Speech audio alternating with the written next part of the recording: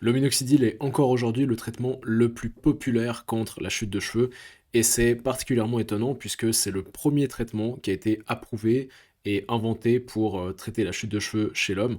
Et ce qui est encore plus surprenant, c'est que de base, le minoxidil, il n'avait pas du tout été conçu pour traiter la chute de cheveux, il était conçu pour traiter les troubles cardiovasculaires, et en particulier les troubles d'hypertension.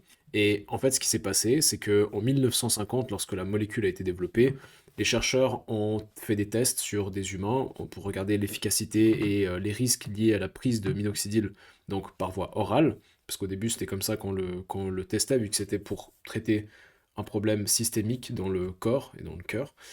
Et en fait, ce que les chercheurs ont découvert, c'est que, de un, le minoxidil pouvait causer de très graves conséquences sur la santé, cardiovasculaire en particulier, donc avec des problèmes de type arythmie cardiaque, donc un rythme cardiaque qui est irrégulier, tachycardie, fatigue chronique, donc liée en fait à une pression artérielle trop basse, et même des problèmes mortels de type épanchement péricardique, ce qui veut dire une accumulation de fluide autour du cœur, et aussi des péricardites, donc des inflammations de la membrane qui entoure le cœur, donc qui peuvent être extrêmement dangereux pour la santé. Mais les chercheurs ont également découvert que le minoxidil avait un autre effet secondaire assez inattendu, c'était une augmentation de la pousse des cheveux et des poils en général partout sur le corps. C'est ce qu'on appelle de l'hypertrichose. Et lorsque les chercheurs ont découvert tout ça, de un, ils ont décrété que le minoxidil par voie orale était trop risqué pour être utilisé contre les troubles cardiovasculaires, donc ils ne l'ont pas banni, mais le minoxidil porte aujourd'hui un avertissement en boîte noire, ce qui signifie que c'est un médicament de dernier recours à utiliser seulement si tous les autres médicaments contre la pression artérielle trop élevée ont échoué.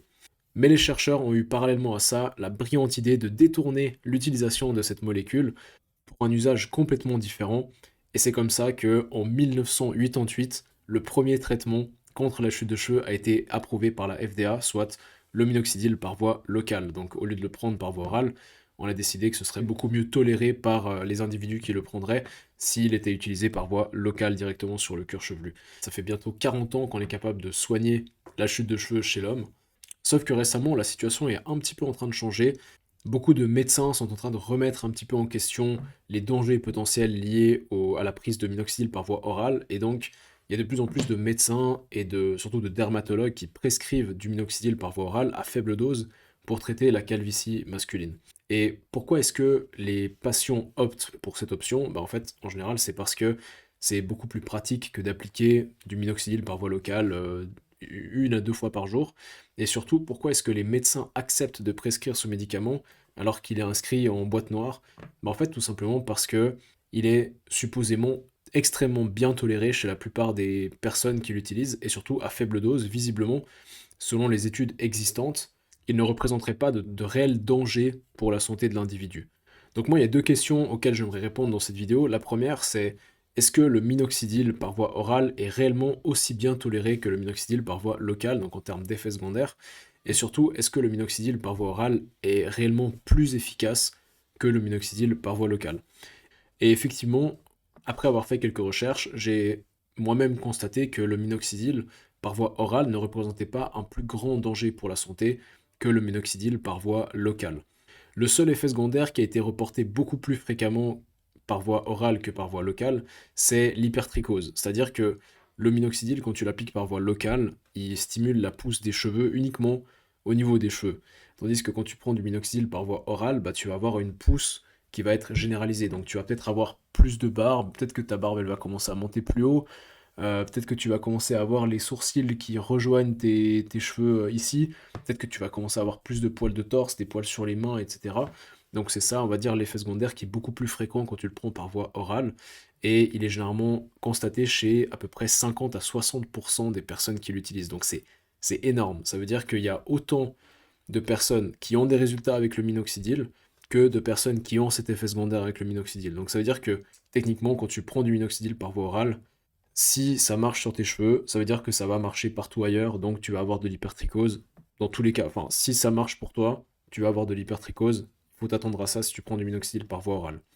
Autrement, mis à part cet effet secondaire, il n'y a pas forcément plus de risque d'effet secondaire au niveau du cœur ou quoi que ce soit. Donc ça, c'est plutôt bon signe. Maintenant, est-ce que réellement il y en a un qui est plus efficace entre minoxidil par voie orale et minoxidil par voie locale? Et visiblement, selon les études que j'ai pu retrouver à ce sujet, et je les listerai en bas en description, le minoxidil par voie orale n'aurait pas forcément plus de résultats que le minoxidil par voie locale. Il y a une étude qui a démontré que le minoxidil par voie orale aurait une meilleure efficacité au niveau du vertex, ici au niveau de l'arrière de la tête, mais pas au point de faire une différence monumentale. Mais sur l'avant, les deux seraient tout aussi efficaces. Donc globalement, quel est mon avis personnel pour ce que ça vaut du minoxidil par voie orale? Bah, disons que en plus d'avoir des résultats tout aussi bons que par voie orale, le minoxidil par voie locale représente moins de risques d'effets secondaires. Et surtout, on a beaucoup plus de recul avec le minoxidil par voie locale que par voie orale. On ne sait pas ce que ça pourrait causer comme effet secondaire le fait de prendre du minoxidil par voie orale pendant 10 ans. Alors que le minoxidil par voie locale, il existe depuis bientôt 40 ans. On sait que c'est tout à fait bien toléré à long terme. Si tu n'as pas d'effet secondaire au début, tu vas pas développer des effets secondaires plus tard, ou en tout cas c'est très très rare. Et puis même, en général, c'est des effets secondaires beaucoup moins dangereux que quand tu le prends par voie orale, parce que les effets secondaires, encore une fois, par voie orale, sont beaucoup plus sévères que les effets secondaires potentiels par voie locale. Par voie locale, en général, ça va plutôt être des trucs du style peut-être de la rétention d'eau, ou bien certains vont avoir une pression artérielle un peu plus basse, mais il n'a jamais été enregistré aucun cas de, par exemple, péricardite, ou bien d'épanchement péricardiaque avec du minoxidil par voie locale, tandis qu'avec le minoxidil par voie orale, bah, ça peut arriver, même à faible dose, si la molécule s'accumule. Donc globalement, je pense sincèrement que le minoxidil par voie orale ne vaut pas la peine d'être considéré. Disons que le seul avantage est sa praticité d'utilisation.